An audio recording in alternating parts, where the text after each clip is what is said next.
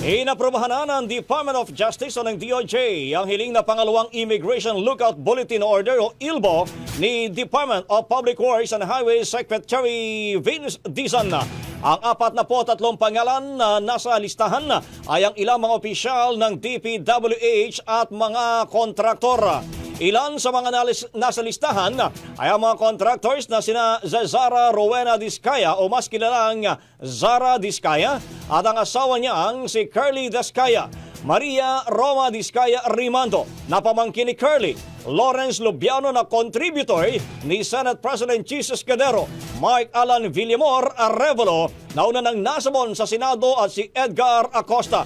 Maliban dyan, kasama rin ang mga opisyal ng DPWH na sina Henry Alcantara na dating district engineer sa Bulacan at si Bryce Erickson na kasamang magkasino ni Alcantara.